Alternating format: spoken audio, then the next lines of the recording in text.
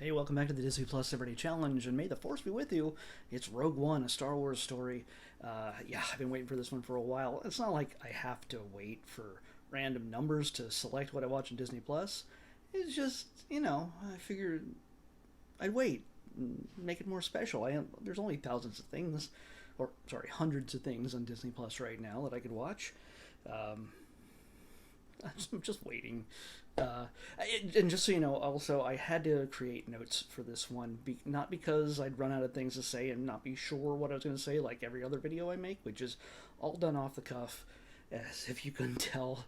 Uh, Almost no preparation, literally seeing it minutes after finishing it, as it is in this case. But I had to take notes through this, not to give me stuff to talk about, but to cut down on the things that I would talk about because this is a Star Wars movie, and I'm a huge Star Wars fan. If nobody has figured that out yet, and honestly, I'd probably go on for hours if I didn't have anything to rein me in. And there is nobody or nothing here technically to rein me in but myself. So, anyway, this is a 2016 film. It's 2 hours and 14 minutes long. It stars Felicity Jones, right there, as Jyn Erso, and she is the one responsible for getting the Death Star plans to our princess. And everything else is, from 1977 on. Uh, she and her band of her Magnificent Seven. Well, yes, there's an obvious correlation to the Magnificent Seven. Whatever version that's been put out over the years. And you might say, well, there's only 6 people on our team. Well, technically, you could probably say Galen Erso, her father, is the 7th. But, anyway, it's the team is essentially 6, but it didn't have to be that on the nose with the Magnificent Seven references.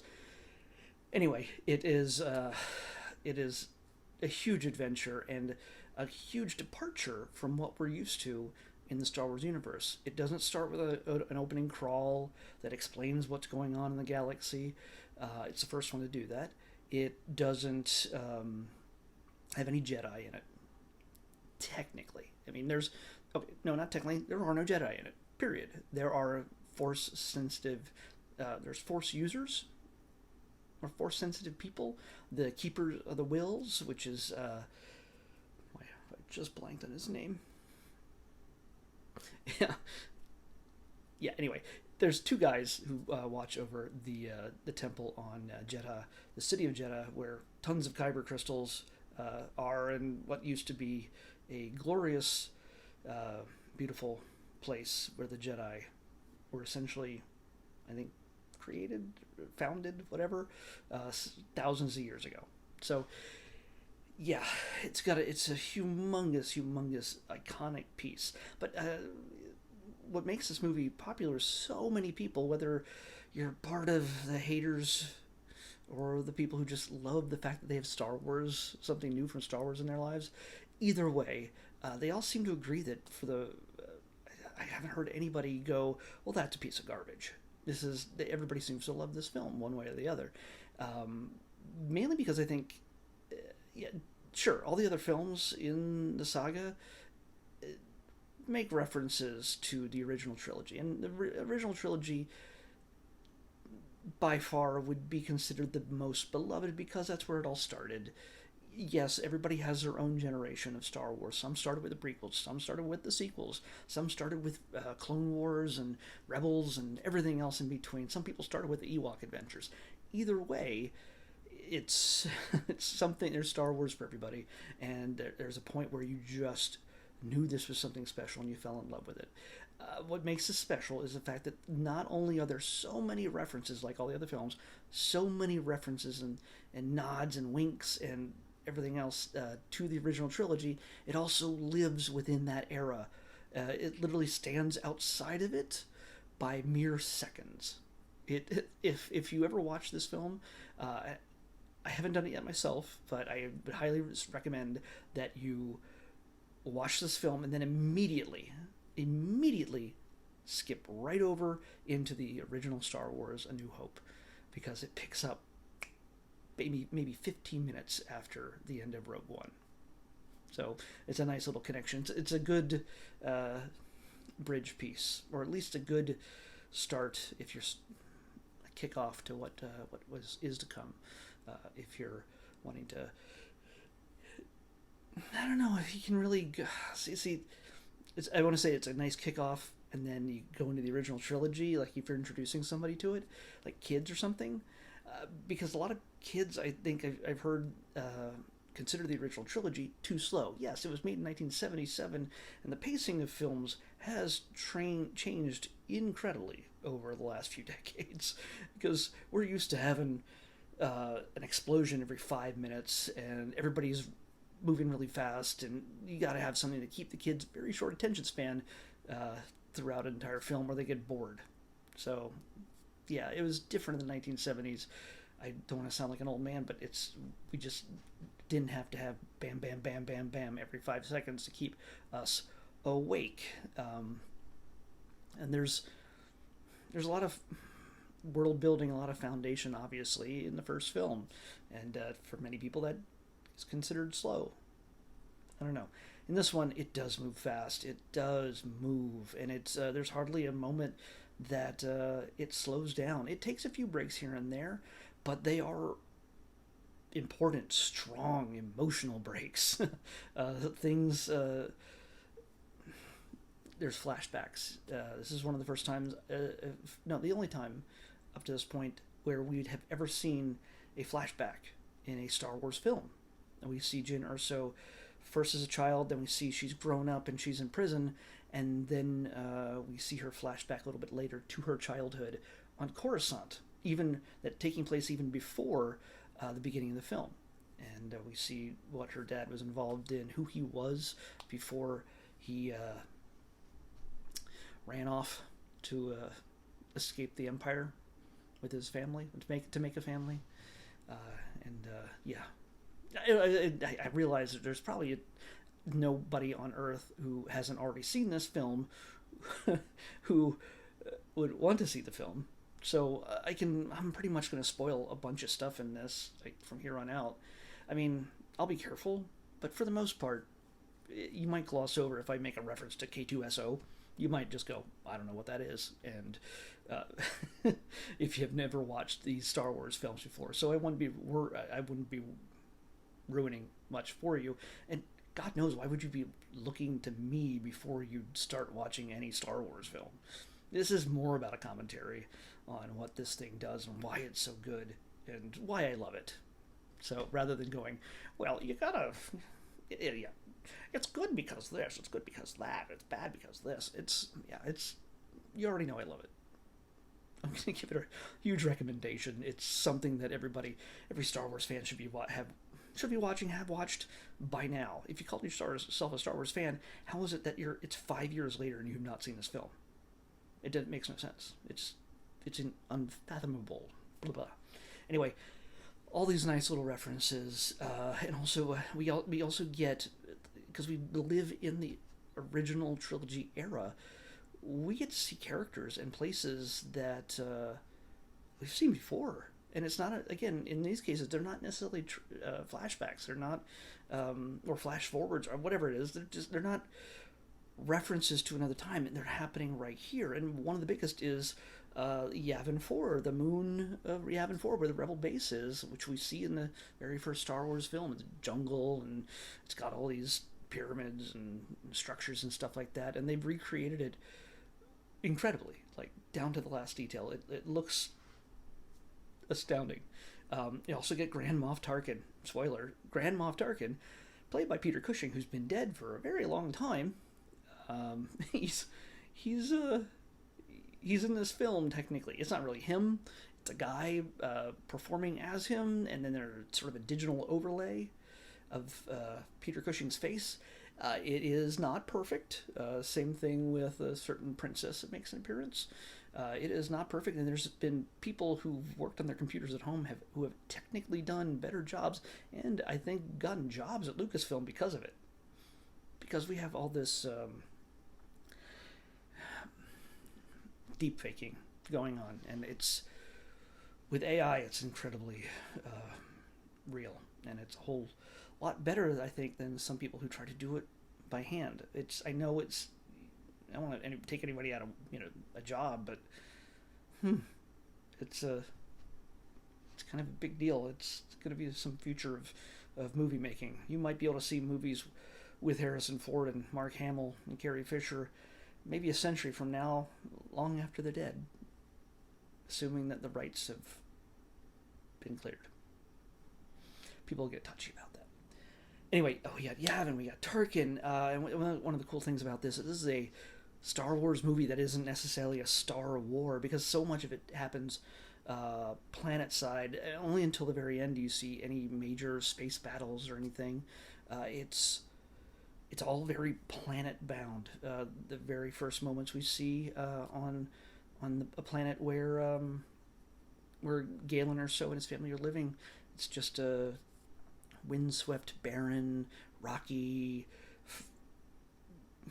area with some farmland, and then we get a very rainy planet where they have a secret Imperial base where they're making they're doing the stuff with the kyber crystals to fuel the Death Star, which is a kind of a huge revelation. I don't know if it technically existed as canon, as truth, that kyber crystals, the same crystals that are used to power lightsabers, were the things behind the canon in the Death Star. Actually, it may have been canon as of A Force Awakens, where they used this. I think they used the same thing for the Starkiller base. Not sure. Anyway, that was something that I grew up with Star Wars, and I've never heard that back, certainly not back in the 80s, 70s and 80s and 90s. Never heard that. That's kind of a new thing, but it made it that the Death Star itself was powered by kyber crystals, which you can get at Disneyland, or Batu. Sorry, I have many. Let's see. Yeah, so we get we get different planets. We get that beachside planet. It must be great to be a stormtrooper on that planet, unless it's like really humid. But I hope those outfits are air conditioned. Because if they're not, honestly, seriously, they're not good at protecting you from blaster fire. Why wear them? You signed up for this. It's your fault.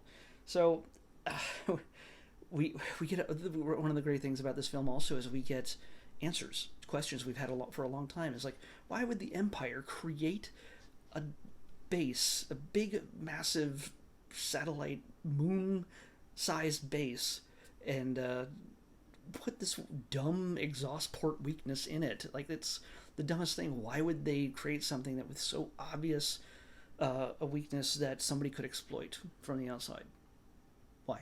I mean, yeah, it's not exactly easy to shoot into that port, but Luke used the Force. But it's not easy, but it still was there. It's like, you could probably patch that up and make it so that it's not so vulnerable. Well, we figured it out because it was put there on purpose by somebody who was forced to create the Death Star, to build the Death Star, to use his scientific knowledge. Losing his wife and child, he went full bore into taking control of the build of the Death Star to make it complete in a way that it could be more easily destroyed. It's insidious. And Mad Mikkelsen, who most people know as Hannibal, and also can't remember his name, he was the bad guy in Doctor Strange. He's so good in the role. It's not a huge role, but you see him as something that other than just a monster. So yeah, he plays a good guy in this, even though he has to do some very bad things in order for that good to come through. But he loved his daughter, so it's kind of, he sacrificed everything for her and for the rebellion. So that's kind of cool. But hey, that's all sad and heartwarming kind of stuff. But we also got a lot of humor, mostly in the form of K2SO, the droid that accompanies Cassian Andor, voiced by Alan Tudyk, which you know from Resident Alien on Sci-Fi right now, and also Wash from Firefly, and so many voices in Disney right now. Hey, the chicken from Moana, and King Candy, or King whatever from Wreck-It Ralph. He was the bad guy in that. So yeah, there's he's he's all over the place. And so in this film, he provides the voice of K2SO, but he was actually physically there on set. He had this contraption built around him so they knew where the eye line was, and he spoke his lines with them present. It wasn't just like I went into a booth and recorded over them. Yeah, they probably did re-record over them months later, but he was able to perform with them at the same time because it was that's adds to his performance. I can actually almost see in my head Alan Tudyk's face acting as he's speaking his lines as the droid, which doesn't have any kind of things. That I've seen enough Alan Tudyk stuff to know that he just comes through in his performance. His voice is just perfection. So, by the way, we get let's see, yeah, one of the other cool things I love about this is we get to see new aspects of the Force and people who use the Force, who are sensitive to the Force. There's not just Jedi, it's guys in robes wielding lightsabers. Nobody doing that. It is people who are sensitive to the Force, people who are not sensitive to the Force, who believe in it as a higher power, in a sense, as a something that brings them together, that something they should aspire to, that they should cling to in order to make things better. Trust in the Force. That's one of the last things that Jin's mom said to her when she was a child. So she had a necklace made of kyber, and it meant something to her, and she passed that down to her daughter. It's a kind of it's a big deal. And by the way, yeah, there's always talk when you see these things. If you watch the trailer for this, there's a ton of scenes in those trailers that you never see in this movie. So there has always been talk about the troubled production. There's a lot of changes go through it, not as much as Solo, but a lot of changes that went into this film to get it to where it was supposed to be in the Star Wars realm. Some people would consider that problematic, but Gareth Edwards and the crew that put this thing all together still made an amazing film despite all of that trouble. So I want to mention some of the other people in this. Diego Luna plays Cassian Andor, which we're going to be seeing soon in the Andor limited series or whatever. Maybe it's multiple season series on Disney Plus. I don't know. I can't think of it offhand. But him and Alan Tudyk will be returning for that. Donnie Yen played Chirrut Imwe. That's what the name I couldn't remember before. Chirrut Imwe and Baze Malbus. They're the Guardians of the Whills. By the way, that reference goes back to even before the original Star Wars was ever made. In George Lucas's original script and treatment for even the concept of Star Wars, it was called I think Luke Starkiller and the Journal of the Whills, like this humongously elaborate title that would remind you of Tolkien's Lord of the Rings and all this other stuff. It lent itself more to fantasy than science fiction. It's pretty elaborate stuff, but we've always heard mentions of the Whills along with lots of other stories that connected to the films, but this is the first time the films actually made physical reference to the Whills, Whills. Yeah, so it's just neat to see them building out a world that we thought we already knew so well, in an era that we remember so well. It's just amazing. To me, that's amazing. Oh, we also have Forrest Whitaker playing why can't I say his name? Saw Gerrera. And Bodhi Rook is played by Riz Ahmed. He had a film recently. I think he won an Oscar. If not, he was he's nominated. But hey, this movie's chock full of big names, great actors from end to end. Oh, by the way, also Ben Mendelsohn, who plays Krennic, kind of the bad guy who gets his thunder stolen by Turken. Ben Mendelsohn is the Skrull you get to know in Captain Marvel, and he'll be returning in Secret Wars with Samuel L. Jackson and a number of other people you might recognize. So there's a lot of crossover between Marvel and Star Wars, and so many Disney people. Yeah. So Donnie Yen, if you know who Donnie Yen is, he's perfectly cast in this. He is an amazing martial artist, and he just kicks absolute butt with just a stick, a staff. So yeah. Uh, Lots of humor. Oh, Jimmy Smits makes an appearance, which before we even see her, he makes reference to Leia, and it's pretty freaking great. Um, yeah, there's even a bunch of people here who used to be in Game of Thrones. I think just it's all over the place. But the biggest appearance in this film is Darth Vader, and voiced by James Earl Jones. But Darth Vader is in this film, and he's back to his bad roots because, again, this was before anything had ever changed, before he even knew he had kids, and turned against the Emperor, and redeemed by his son, and changed the balance of the Force. He shows up in a moment that still almost brings me to tears, gives me goosebumps. I stopped everything I was doing in the room. I just focused fully on that last scene when he boards the rebel ship, and he just makes his way through a bunch of rebel troopers and with his lightsaber in the darkness, and just I'm getting goosebumps just talking about it.